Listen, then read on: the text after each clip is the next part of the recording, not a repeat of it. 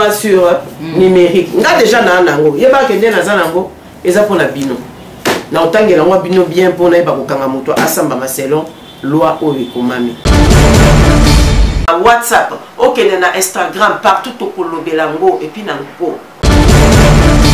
c'est ce que ye bébé français a succès koleka soki Jemima ana succès koleka Maria Tumba est-ce que ça a succès koleka soki Freddy Coco. Maman n'est pas là pour le buzz ou autre chose. Maman est là pour redresser ce pays parce que je trouve que sur TikTok, surtout les Congolais, donc ils se sont dit que sur TikTok c'est une plateforme là où ils pouvaient exprimer tout ce qu'ils disaient et souvent ce qu'ils expriment c'est des mauvaises choses. Voilà le baki, bien écoute un gars dans le banete, mutatinda alobango, c'est la magie. Dans vos images là, je crois que la repère sango, maman Yvonne pour aïba, kotal sa image. C'est la biso alobaki les insultes. Na réseau c'est pour le faible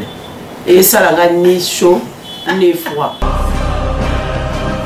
Côté la bino balanja magazine ya image ya Kongoma de sengoze ya no ebete boza vraiment ebele na ngongo tozali bongo pona kosola masolo etali mboka na biso Kongo ndenge bomisa déjà na mama Yvonne Mianda toza bon mokolo ya mercredi le mercredi 20 avril toza boye na kati ya ville province ya Kinshasa et pas yote magazine image ya Kongoma toali bon kobeta kokoko na porte ya mwana mboka moko poto so na ye masolo oyo etali esika azali nde balobaka bongo na lingala esika osala musala boni musala ezali kotambola pe lolenge nini tokoki kolobela ngo ndenge bato mosusu mpe bakolobelaka boza ntango mosusu mpe na mituna bozwa na biyano te en tout cas bolanda biso mpo biyano ya mituna boza nango wana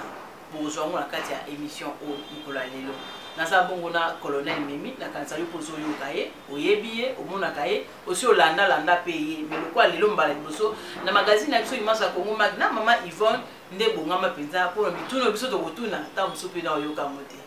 mama Mimi mbote na yo mbote mingi nalobata mbote beaucoup mama Yvonne mama Mimi azala na difficulté oloba lingala nde bato bazoloba biso émission ezaka na lingala te nalobaka nanga lingala complètement donc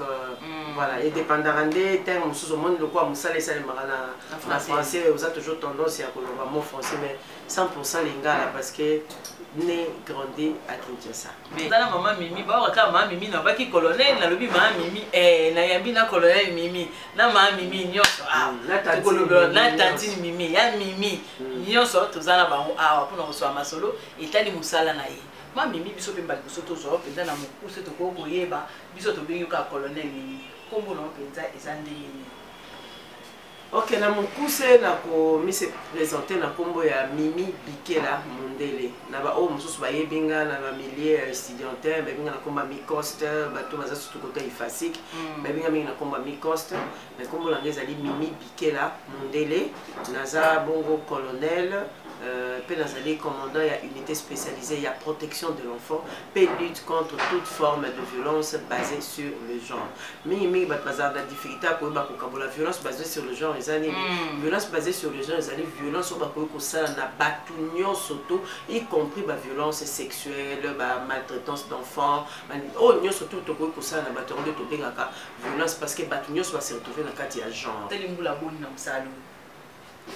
Ba soda na musala bosoda au secours les autres na 25e année depuis que na kota na musala la police la jeunesse na ngani surtout vraiment qui na kati ya police na kota ki police te pona échouer ki lokwa ba de comme so bon sala okena no sali ba vie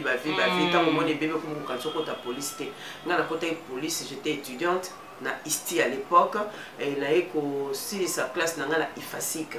na journalisme, na journaliste de formation, na kota ki musala o te pour na rata ke lo pa kosala pour la chaîne de télévision zebele ni mpe ko bisa ngamo d'ailleurs na chaîne YouTube bato bazo kalisa basala la YouTube ngamo même na YouTube na chaîne YouTube na zani za trop na média parce que je suis journaliste de formation. Alors na kota ki musala na nga et puis na ndenge nazo kolela na kati ya musala na koti na baleli na kati ya musala na botel na kati ya musala nazo continuer mais na kabola toujours ya musala ya musala ya libote za libota. Donc j'ai 25 ans en carrière dans la Moussala. Et puis, nous avons 9 ans en tant que responsable de l'unité et la protection de l'enfant et lutte contre les violences sexuelles. Donc ça veut dire que j'ai beaucoup d'expérience. Je suis experte en matière VBG, je suis formatrice régionale, donc je forme au niveau national comme international. En tout cas, ça fait 9 ans au début. Ça fait 9 ans, oui. Que nous avons depuis sa création. Depuis sa création. Je ne sais pas. Bon, koloba choix nanga wana ezali volonté à hiérarchie parce que eloko nyonso surtout eza lokola na kati ya libota ndenge baparent babotaka biso omona papa azotala mama azotala bi mwana awazala kokaba oyo awandozala kokaba te oyo akokanga famille oyo akopanza famille ndenge moko mpe na hiérarchie bakonzi tozalaka na pouvoir lokola baboti tozoyeba kotala chef oyo élément na biso oyo nde so bapesi mosala bakosala yango bien oyo soki bapesi bakosala yango bien te oyo azalaka boye oyo azalaka boye donc na bachef batalaki ke na likambo ndenge ebimi boye tokoki komekana kotya colonel Mimi à l'époque j'étais pas colonel j'étais même capitaine bakoki kotya capitaine Mimi lokola surtout ke nautaki kosisa na école supérieure militaire oyo na suka ya mateya na nga nasalaki défense na nga sur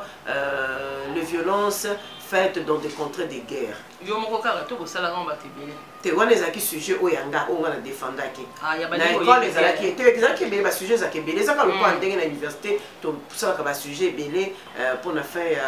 ya formation ndenge pe kuna ezala mona mutala na sujet ne menga sujet na ngana ponaki ezaki makambo etali violence sexuelle dans des contrées de guerre. Alors nini po uta goma po uta wapi. Bon eza pour na uta goma te mais toza quand même na kati ya monde nga d'abord na monde il y a information donc je suis informé à tout moment de autrefois à l'époque avant que je parle de ces sujets balobela qui viole la mboka na biso lokola viol to balobela qui lokola capitale Congo na biso balobela qui lokola capitale ya viol ko balobi Congo eza capitale ya viol. Ntango tokoti na koyeba ngo ezalaki beaucoup plus pour le côté à est bazokufa bazovioler batu bazoboma bazosala nini alors il fallait koluka kokota na kati ya profondeur pour na koyeba nini esengeli koloba mpona yango yango nde naponaki yango comme sujet alors na après kodéfendre yango nazongelaki mosala na nga police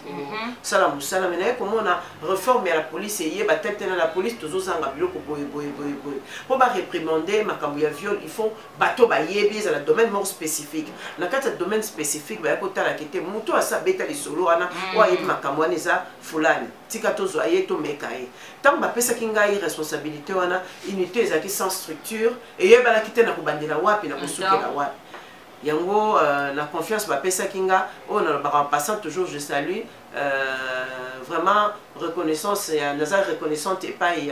ya général na biso moko azasiko retraité je parle de général Luzembo oyo abengaki nga talisaki nga lobi moi je sais pourquoi j'ai fait le choix ya yo parce que nayebi ke na likambo yo kolonga yango et puis effectivement na longa yango likolo nango nasali na komi livre emaki le 6 avril na Paris livre wana na kati nango en tout cas azali seul mokonzi oyo natangi ye na kombo na remerciement na nga parce que azalaki moto akwayaki na nga. Ça fait 9 ans za awa na kanisa yo ko bandi structure na yo parce que équipe aux anamo eza équipe yo moko formé to ba on peut formation na ba on ndenge na ba non nazali na équipe eza ya la police quand batindaki ngai ba créer unité batinda nga moto batinda nga na ba collaborateurs ba collaboratrices batinda nga na formation yo zoate te au départ non ezalaki comme formation parce que c'était une nouvelle unité batindi biso nyonso tout oye la première de choses to bandaki na formation il y a une violence basée sur le genre et ça tout ça il y a une formation c'est qui est unité nanga mobimba tout ça les formations la formation les aura biso 45 jours tout ça on a allemand tout ça qu'on a allemand bah qui na compte Union européenne allemand on a formé biso na matière voilà parce que na pote za matière déjà ici zalaka biso toye pour bandango sima tant ba pesi biso cours on a kati na moto qui cours tout ça qui tout ce qui a rapport avec le droit de l'homme le droit de l'enfant le droit de la femme et puis le respect à la convention, à la traité, il y a mikanda surtout au niveau international. Alors ezalaki question ya koluka koyeba mpe biso na niveau mpe ya Congo tozalaki mpe na baloi déjà oyo ezalaki esi ezalaki signame na niveau ya parlement mais batiaka na neti eza lokola neti au journal officiel loi sur la protection de l'enfant ça existe depuis 2019 ezalaki déjà mis en vigueur depuis 2019 mais vu que unité ezalaki te on n'en parlait pas bato bana bayebaki te ke na Congo mpe okoki mpe koya kofunda soki okoki na badroit na yo te bana bayebaki te ke soki papa boyi kofutela classe akoki mpe kofunda bana bayebaki te ke exploitation d'enfants ezalaka lokola kao nazoloba ya mwana oyo baza koexploite gratuitement comme ça bazo exploite maman na ye lokola aza ignorante azomona yango eza normal akanisi eza succès mais succès wana ekozala détrument ya mwana na epuis ekozala tota mpo tozongisa susu mwana nsima te mpo toya kobongisa nzela na ye ezalaki eza na makambo ebele eza na kati badroit atanke bahéritier badroit makambo ebele oyo ezali koprotege bana mais c'est depuis 2019 personne en parlait maintenant là à partir il y a la création de nouvelles unités spécialisées et pour ça que tu es mais unité la loi sur protection de l'enfant toi sur la loi sur la violence sexuelle il y a 2008 tu as la loi est belé ezali mais tout ça il a 40 pourquoi parce que ici quand il y a belango ezali so netinga en tant que mutua média en tant que journaliste na kati ya sang na etali que lolenge ni na kolitali sabatu que unité on exister na kolitali sabatu na sensibilisation na koloba sensibilisation pour atteindre ba tokoleka zilani tokoleka par ba canon nyonso tout oyo komisa message oyo zala na ok na Twitter ok na Facebook ok na TikTok ok na WhatsApp ok na Instagram partout tokolobelango et puis na nko toza libota soki okoki na lisolana toza mpe bayindo lisusu omoi teke makambo ya bana yaka funda tata mwasi sala baheritier na mpa na biso bayindo eza makambo esala esereglaka na famille soko tokoya supa ya bino lolenge nini na ngonga nini mpe bon jusque là c'est pourquoi quand je parlais de sensibilisation eza mpona kotalisa bato ke jusque là toza na difficulté wana parce que congolais azo vivre epai ya bwaki miso na nsima atali atali noko atali babokilo yango nde ezomema biso na baproblème ebele okomona ke mwasi durant 20 ans vanda na mariage ya souffrance na souffrance ayebi goût ya mariage te akotaka kaka ndenge akotaka akoma kotala baninga na vie na bango ya mariage lokola na film ya novelas mais azomiyoka na bato akofunda te mpo d'abord aza autonome te ayebi ata kosala eloko moko te mpo babalaki ye mpo aya kosalaki femme ménagère ndenge aza na kati ya ndako wana ayebi kaka kosukola bilamba ya mobali na ya bana kolamba na kobongisa ndako eloko mosusu ayebi te alo ememi basi ebele na difficulté c'est pourquoi komona balobi aza lokola moto aza na miso kasi aza komona te mikanda oyo babuku oyo ezali ezopesa basi pouvoir ya koyeba droit na yo ebandeli wapi mpe esukeli wapi eza ndenge moko bana mikanda oyo ezotalisa biso koyeba droit na bango ebandi wapi mpe esukeli wapi etalisi bana koyeba ke baza kaka na badroit te baza mpe na badevoir vis-à-vis na société mokanda oyo ezali très important mpona mwana nyonso to moi je conseille nayebi ke bana mpe mosusu bakozwa koza kotala kozala distrait te lokola biso baparent tosi tolekaka na distraction totangaka te mwana ifo ozwa kotanga tant que okotanga okoyeba badroit na yo kaka awa te j'avais aimé une image namonaki sur TikTok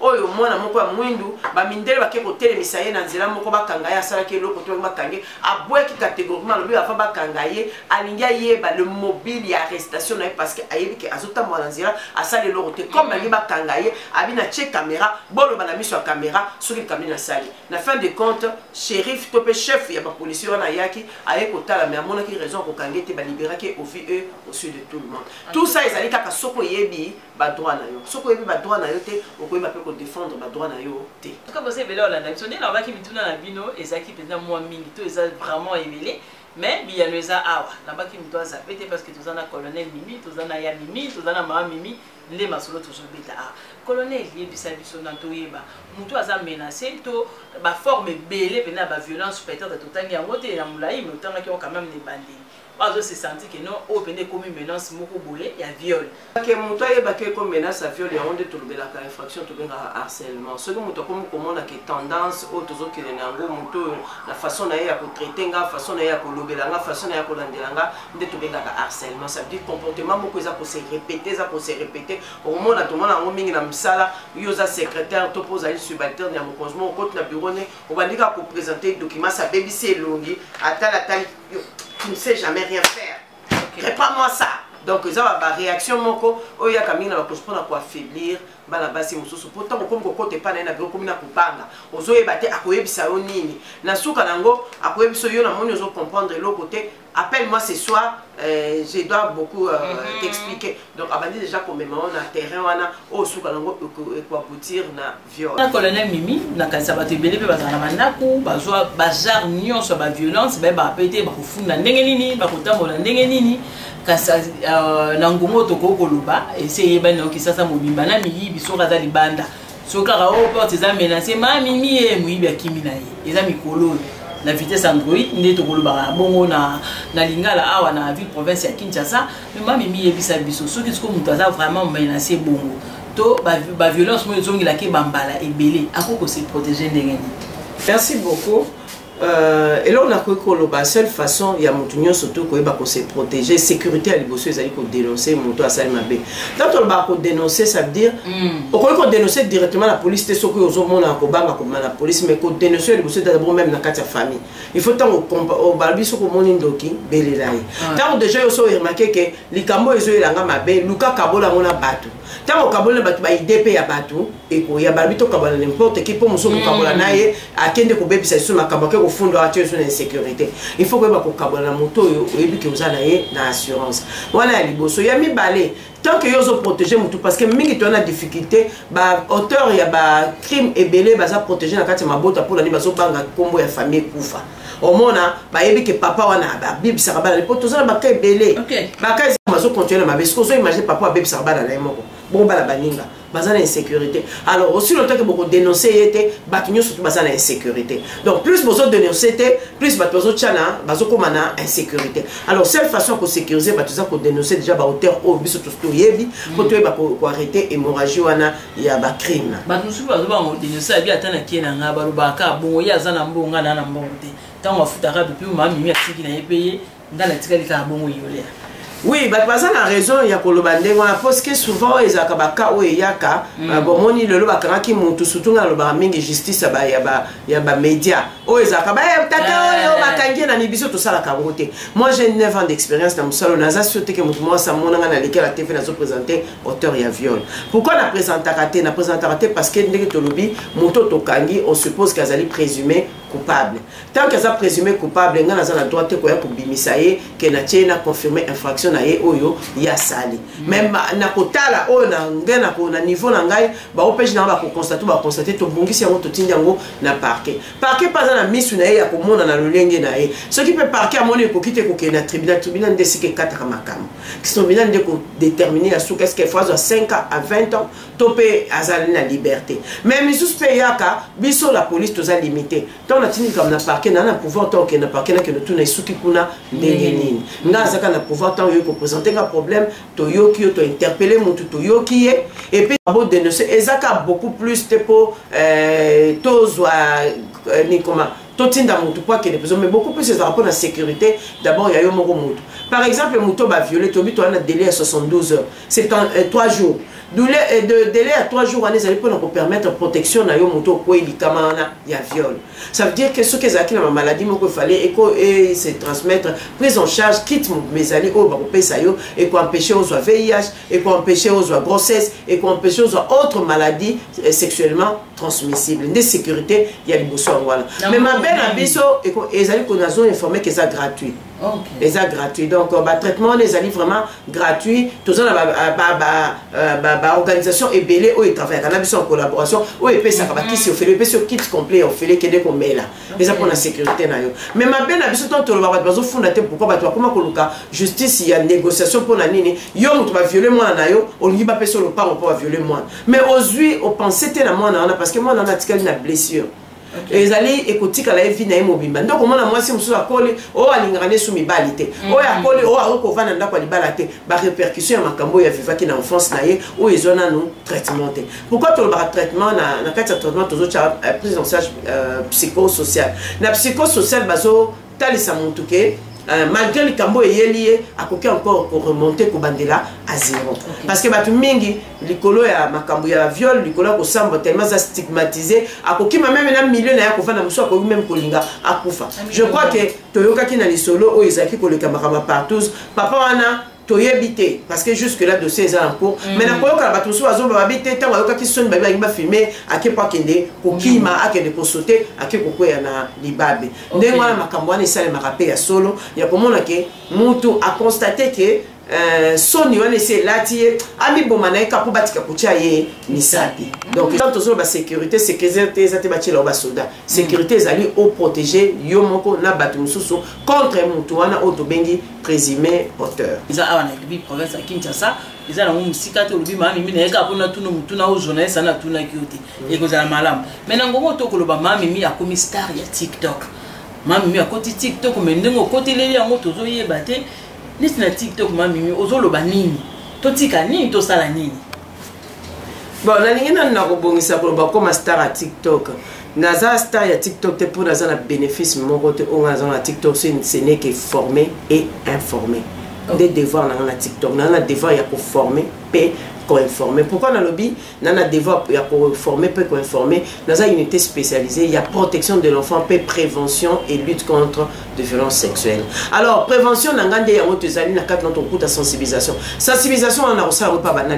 population. Population, on a population, on a Facebook, on a TikTok, on a Instagram, on a WhatsApp et puis on a Twitter. Ndesika population eza ndesika pe to kolanda bango yango ezo sala ke soki na TikTok yokani me mutu ayebita okelo na YouTube nazali so lukinga na Instagram nazali lukinga na Facebook nazali mais yo mutu moni ya TikTok grave parce que TikTok bomemia ona bassesse on me met on a bassesse pour batolo nango ba chinois jamais au monde chinois moko mutakala ko bina na kati ya TikTok chinois la kisaka ndenga liaka misopi chinois la kisaka ndenga liaka nyoka chinois la kisaka culture na ndenge la kisaka ezalaka ala kisaka ndenga so bongisa mboka ne chinois même na kati ya TikTok apesa amateur ko la kisaka ndenge ni ko kati ya balabala ndenge nini kolata masque nyoso tout monde nango na TikTok mais oya biso TikTok utilisation ezali mabe surtout biso ba africain et précisément ya République démocratique du Congo ndebozo mona étrange quelqu'un qui va se permettre au moins la mutu peso talié insensé il prend sa caméra tchekuna yo maman mimi yo so na mona ko beta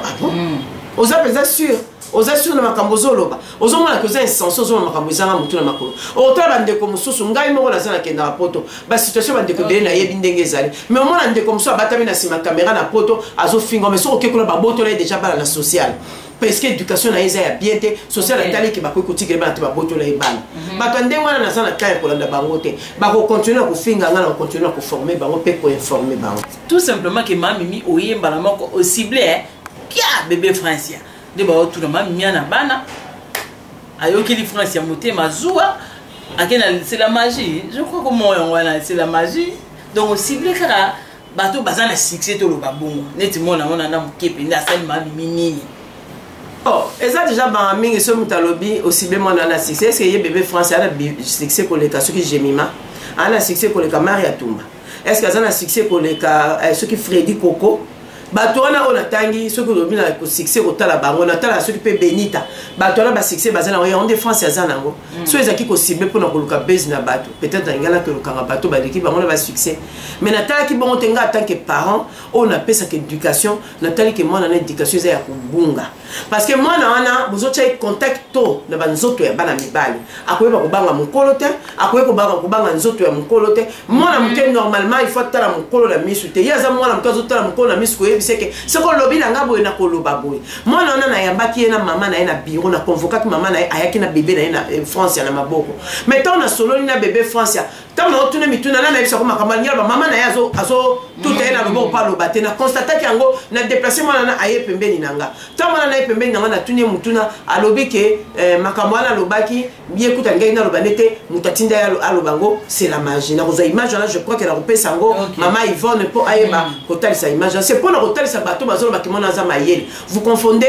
oh balobaka na mukala mwishi oh balobaka na baswahili na intelligence eza biloko mibale ngana za mama moboti on appelle ça éducation bana baza bien éduqué baza bien éduqué et nazali maman oyo en dehors ya kozala maman ya bana nanga nazala maman ya bana nyonso tout parce que l'été pesinga mokumba ya ko protéger bana nyonso tout na bana nanga pe bana kati na bana nyonso amuki yango na tala ki mwana wana aoke na kubunga bana bele pe balikaka na TikTok ezala mwana moka saka ba imu ni aliaka soso mingi aliaka monsieur alekani na TikTok a déranger batu na nini na eloko te mais mwana problème ya France ezali maloba wana azocha nazana image msuka kabino bata TikTok nde botindela kinga azosola na c'est la magie allo c'est la magie yango yo tango tiaka ba photo na nga na nini est-ce que moi na mkia ko sala ngo ce n'est pas bon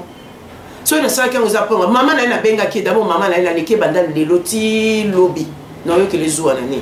na ne loko na yo ke na ozoa te peut-être bato bozoma na TikTok bo profita kotala nga na soni mais bon luka bokota na profondeur boye banga o nyuso ba ofinga nga ne belé na leki ba na mayele ya kibumoto ya classe ya makambu nyuso to ya vie dans la réalité na za na conscience muto azo ba ke na luka base na TikTok soko ndio tu na base ya police o tu na ngai mutu nyuso ta na police ya bi colonel Mimi Kazala na base ya TikTok na luka te pour na teka mèche te na teka produit te na teka elote na teka kama te. Il y a des très important. Et puis, il y a des Congolais très allergiques dans la matière pour Congolais qui vivent dans l'animosité. En tout cas, et ça là qui biso pinda moi pas si ko ba été mami mi okeli mwana wana zuwa biso ko tolobi azana banate par rapport à ne batmusu balobi bana ne moko baza bakuluna bana basola baza pena na éducation mami mi vanda na ka apoko bana onde nini tolo bata bongo kasi mais biso tozaki awa to beti tourna journal de la ville de vous les moko asungi biso to mona mona mami mi bandi tous on a image tout à la mona mami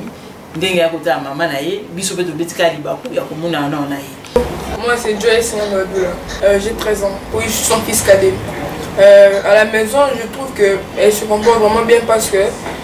à la maison, elle met un peu à part son titre de colonel et elle se comporte comme une maman devrait se comporter. Des fois même, elle se comporte en tant que femme, elle arrange la maison, elle prépare à manger pour tout le monde et c'est un peu ça. Au bureau, pas trop, mais souvent je suis à côté d'elle un peu partout quand elle part dans ses manifestations, des trucs comme ça. En tout cas, dans sa façon de travail, c'est un 10 sur 10. C'est parce que c'est ta maman? Non, c'est pas parce que c'est ma maman, parce que je trouve que c'est une femme vraiment droite dans son travail. Elle sait ce qu'elle doit faire, elle sait ce qu'elle ne doit pas faire. Et d'après moi, donc son travail, elle le prend vraiment au sérieux. En tout cas, si j'étais président de la République, en tout cas, disons que je pourrais la féliciter à tout moment parce qu'elle fait un travail vraiment excellent. Tu es à TikTok, WhatsApp ou Facebook? Facebook, non. TikTok, c'est un peu rarement, mais c'est WhatsApp que j'utilise. Ah, pourquoi pas TikTok? Bon, parce que des fois, je trouve que TikTok, c'est pas trop intéressant. C'est pas trop intéressant. Mais là, il y a maman de qui est toujours en miniature. Ça te fait comment? Oui. Par contre, je trouve ça un peu passionnant parce que souvent mes amis et autres connaissances m'envoient un peu des vidéos à tout moment de maman. Et souvent, c'est dans des gens qui parlent d'elle en bien. Ah bien, pas en mal. Pas en mal. Mais on m'a déjà envoyé des gens qui parlent d'elle en mal. Et donc, avant même que je puisse imaginer quoi que ce soit, je vois déjà dans les gens dans les commentaires qui corrigent cette personne-là qui dit de n'importe quoi, évidemment. Le message que je peux leur donner, c'est juste que ils sachent que maman n'est pas là pour le buzz ou autre chose. Maman est là pour redresser ce pays parce que je trouve que sur TikTok, surtout les Congolais, donc ils se sont dit que sur TikTok c'est une plateforme là où ils pouvaient exprimer tout ce qu'ils disaient et souvent ce qu'ils expriment c'est des mauvaises choses. Rien d'éducatif. En tout cas, voilà, ils ont bon mamie, et ça lui bon, en tout cas, ngai na ko lo bomoni nzambe ba ko bongisa makambo na ye. Na vanda ki na bureau na ebeki mona ko uta classe ne akoleke na ngaya. Mais na sentiment na ye ki bomona ndenga zo miyo kapela ba droit lokwa ba nyoso lokwa droit ba maman ba ata maman za soda ye pona ya yebi kaza maman. Donc ayebi ke soka bima ki na tonga ça ki moi petit calé na maman bon mingi na tonga tout le monde a raté parce qu'il part à l'école très tôt le matin. Alors mingi soit linga kaso boto zo na classe lokwa mona kinga na tongo te il faut na retour na ye aya ko mona nga mais tombe pe loko l'équipe ezaki sur place ba mona mwana ya maman Mimi bolo ba bato suso bazangi maye le to ba insensé ba mekai ko tagé ba nanga ko tia ba wa miniature pour na ko ba kinaza na bana ba voyou pour ba mona ki ba na vacances. Je vous explique que ba vidéo ou tu ba photo moment ba na ba soki et là tant ba na vacances ba za libre pour ça la o ba lingi ba na ba na liberté ba na page ba na moko branché tant ba za na vacances ba ça ka eloko ba lingi na soki oya mikolo ba za na université ba tant à université soki yo papa na peso chance autant à université bien te ba na ba za na université moderne donc ezali na ba exigence et belete le quoi yo ko kanisa mais je crois que témoignage wana et au pesa yo leçon prochainement ozo yango ya ndo tia na sima mokongo na ko taguer. Ça m'a mis ma belle ma fille à TikTok. Ma fille à TikTok, voilà, le baron le quoi musicien a biso à l'oba qui les insulte na réseau, c'est pour le faible. Et ça la ni chaud ni froid. Bon, on continue na ko finga, na ko continuer na ko te abino. OK. Total na olemba. sikoyo likolo nango soki ofinginga et que se retrouver na terre oyo to pe na zio occasion na nzela Interpol kozo na kotia maboko ndeti ko na ngosiko différence eza yo suka na ofinga benga naza na kofinga te na koteya yo pe na kokanga yo. Mais quelque part moi mimi na ebité depuis obandaki au matin ya oyo to kende kana TikTok oyo on aime déjà vraiment en vogue résultat pour na yo mokomuni nde. Bon, résultat que tu as besoin de l'obaté, moi ça me fait déjà plaisir. Bien que tu aies besoin de ma fille, mais l'autre a besoin de plaisir, na comme mieux encore à l'aise na sur le téléphone, na au TikTok, na 5 bandana na lit. Comment ça va déjà bien. On va dire na bali ezaka ko babata mi kuna na bisika ba bisika babata mi mais déjà na bata Kinshasa na comprendre que ba eko kososola ke likambwana eza mabe mais si li bongote o ya fungola école ni ya kotangisa batu ndenga kula na mbetu déjà na kotali ezomona na aza ni na mobali ni na nini mais ya fungola école tangisa na mbetu recherche eza pona yo tourne ekokoka. Et on a aussi tu vas aller là en bon. Tu vois une bleu. Et aller là en bon ya kobata ma akoko tchanite parce que mon délai temps ça na site pornographique à koda kango kota awa est bloqué et sengio ajo côté awa est bloqué et sengio code sengi email et seng donc ça veut dire que accessibilité ezalaka difficile parce que ezali loko ya mikolo mais yo zo tikika TikTok neza pollution ta fungolo bakuti bakomi li. Allez, yo pour la ligne quoi mais to check ta leçon salité oza ko expliquer ba makamini o ça parce que yo to expliquer ma ça mon pas ba bali te po yo bébélé o balité pourquoi so ko ndio ça en tant que professionnel le ko yeba ba professionnel va fonctionner en ndenge nini ko debilo ko na yo chango de sorte que eza na limite bala mikeba ko ka komona ngote yo zo bebi sa lelo mers ozo bebi sa bana batu yo ko bota te oza na bana te éducation ni opesa na bana.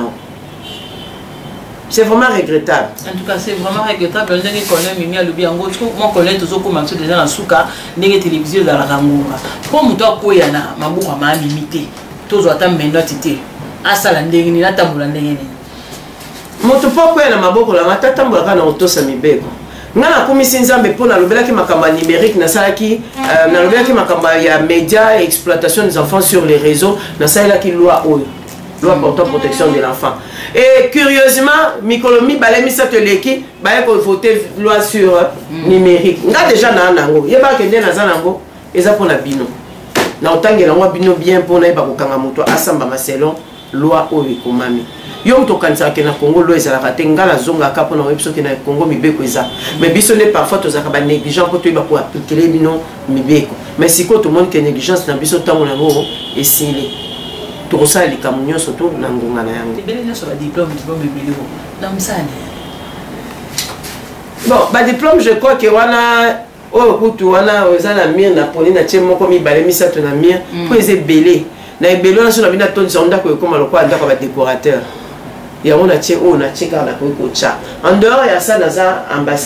ambassadeur ou ambassadrice de la paix. Naza yango pourquoi on appelle ça mango? Parce que ça fait 9 ans que nous luttons contre la violence basée sur le genre. Avec de bons résultats. Avec de bons résultats. Et puis, le diplôme, surtout, la majorité, j'ai 32, surtout ça c'est diplôme, certificat privé, dans un 32. Et dans 32, on a la majorité, ils ont une formation spécialisée à lutte contre la violence sexuelle et protection de l'enfant. Et puis, ça, les micros, on a dit, il y a abandonné le métissage et intelligence. Il y a expliqué en France, il y a en France que les Kangaté. Moi je travaille dans Interpol. Bateau à Belgique, ça, on m'a donné ça à la police de Belgique parce que j'ai à travailler avec. Il y a Interpol, au Koyib Sangani, Ngamoko, Nazakala Interpol. Au Koyib Sangani. Donc, aux autres explications, on peut s'arrêter sur la loi et Bamboko Kansa. Le Congo travaille avec la loi nationale et la loi internationale. Parce que tous les pays signataires, il y a un accord qui il y a un accord on est signé, mais ils ont maïla batnios tu es sangan pour pas bimisa le bamoko. Notre police Interpol, les police sangis ma police signon surtout pour traiter ma comme le niveau international. Police Interpol à Kangaka l'international. Yom to kanisa loko aux la France, la Belgique, les États-Unis au batame aux finga. Moi là ko Kango ezali. Mais to qui pende quand te pose un problème d'abord il y a social il y a yomoko. Et ndesima de total à kana so reboncer social na. Numéro à couper sa bango adresse bazar ngona muteme tondi na yeba kité ya wana yebi basa la lengeni. numéro de téléphone na pesa toujours parce que na banga raté moto ko benganga pona likamine pona ebiki na pesa numéro po songa yo moto za na problème ou mel na problème wana ndako peut-être à partir ya émission oyo to magazine oyo et pesi yo compréhension comprendre que likambo et les canada ko nous a violence on comprendre que likambo et les canada na nous a maltraitance on comprendre que ce mobile zo foot ya bana classe tesa punissable numéro na ngeza 049 70 343 sur bengi na numéro wana donc il va couper sur l'orientation soit tu peux sur le côté à bureau pour tout yokayo tu vas couper sa orientation benga na numéro ma mimi tunaye akoyanula yo biso to suki awa pona mokola lelo soki nzamba opesa biso suma kuki azonga mbala sima ndenge mon colonel apesa biso tangu lelo pona otuna mituna mibale misato to akinango yenda pesi biso ka biyano to kozonga lisusu pona mokola lelo to suki awa merci na Landry de Funda DG à Sensation Télévision merci na journal de la ville de boule mo que o sungi biso na bilia lelo le chapeau kwa kimi na invité so banga la police ngala bino to kuteli mbala sima botika la malamu